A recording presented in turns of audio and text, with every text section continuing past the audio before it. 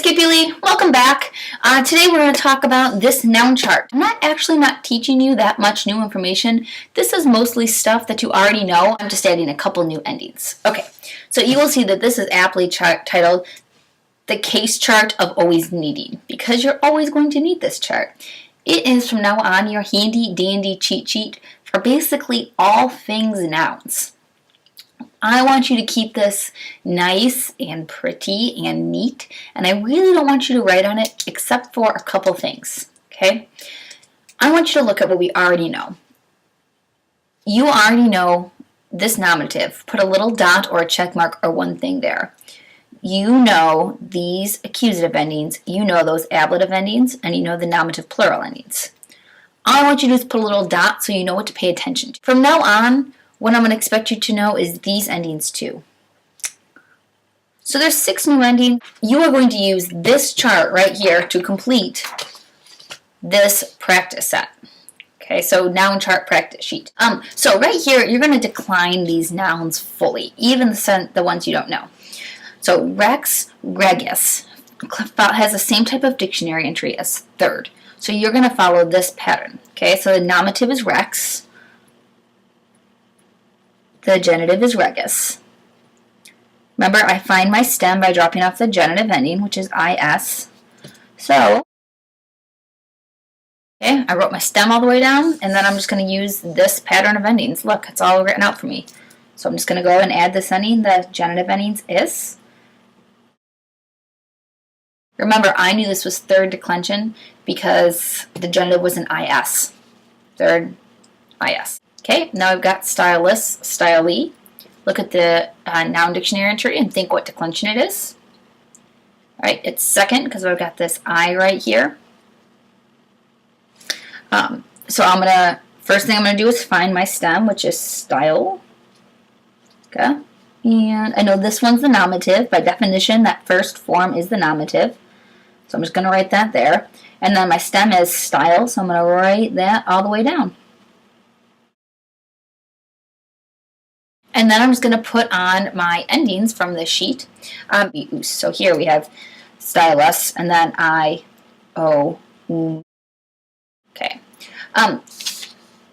Go ahead, do militus on your own.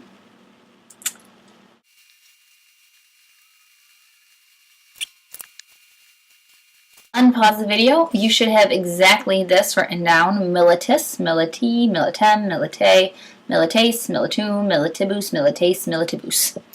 If you got this one wrong, go ahead and try this one. If not, you can just watch through the next 10 seconds of pausing and unpausing, etc.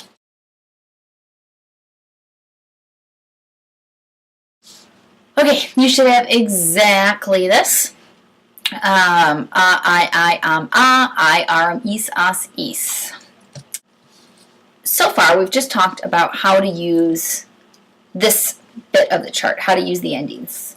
Again, the genitive ends in AE, you use this. If the genitive ends in I, you use this pattern of words. And if genitive ends in IS, you use this pattern of words.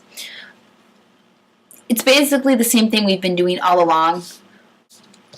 For this section down here, the bottom of your sheet, we're going to talk about how to use this section.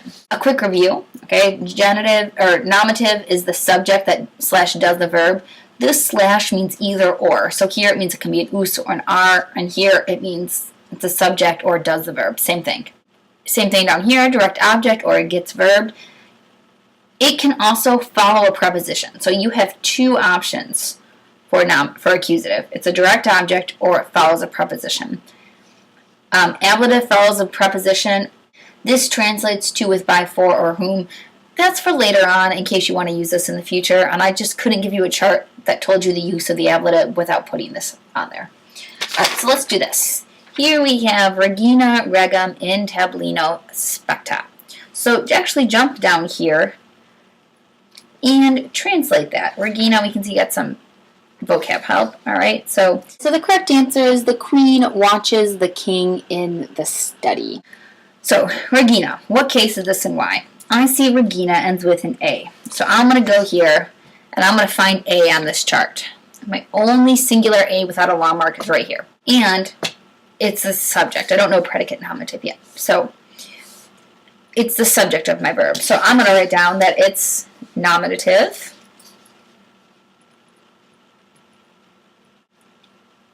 It's the subject. It's the doer. I see that this A is here in the nominative. That means that I can only write down nominative. And once I say it's nominative, I can only write down one of these. Okay. Regem. We said regem has an EM in the end. Find my EM.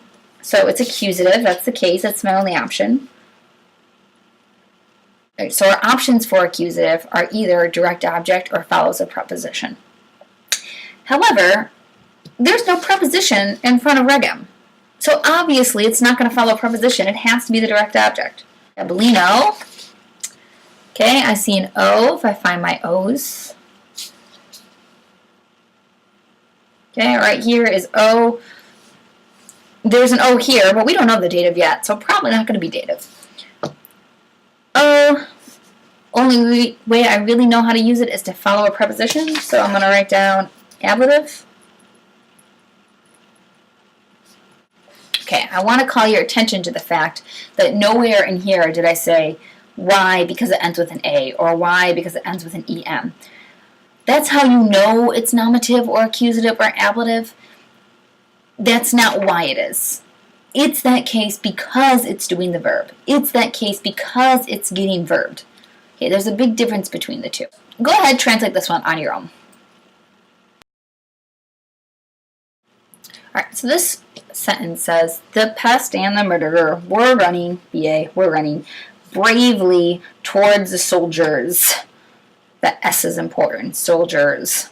Okay, so, Hamakidia. Nice and easy. We already said that A can only be nominative, and nominative is always the subject. So we're going to say nominative. We can just write nom, subject. Milites. Here's where things get a little bit tricky. So we have ES in two places in the chart, which means I need to make a choice. Luckily, soldiers follows odd. So I know that it has to be accusative because it's following a preposition. So I'm going to say accusative follows a prep. Okay. Again, I know that if I just wrote milites on the board and asked you what case it was, you would have no way of knowing because it's on both of these places. However, in this context, milites can only be accusative because it's following odd. Odd cannot be followed by a nominative. It's wrong. I want you to do this whole thing by yourself, including translating, and then come back and check your answers. So, here are all the correct answers. Milites is nominative, it does the verb, plus in the sentence, run doesn't take a direct object. You can't run someone. That doesn't make sense. So it's nominative and it does the verb. Homokidia, with an A on the end, is ablative because it follows cum, which is a preposition. That long A can only be ablative, and the only use you know of the ablative is following a preposition. And then it translates, the soldiers ran with the murderer. Okay? If you got that one all right, go ahead and you're done. Take the quiz either below or if you're on YouTube at magistramaze.weebly.com. If not, let's go. All right. Go ahead and try this one on your own. All right, unpause. So here we have all the answers. Rex is nominative. The dictionary entry, we have it right up here, is rex, regis, and this form right here is always nominative. The first form is always nominative. So therefore, it has to be nominative. And the only use you know of the nominative right now is doing the verb. Okay, so this, again, Kami's is a little trickier because it appears in two different places. I know that this word in this context has to be accusative. A couple reasons. First, rex must be nominative. So it only makes sense for canes to be accusative because I wouldn't have two nominatives unless I had like an et between them. The other way I know is that habet is singular. And I can't have a plural, I can't have dogs doing I can't have a plural noun doing a singular verb. It'd be like saying, I are happy. You don't say it, it sounds wrong. Okay, knowing that, it's the king has 3 dogs. All right, now everybody's done. Take the quiz, omnes discipuli, and I will see you soon. Well, today.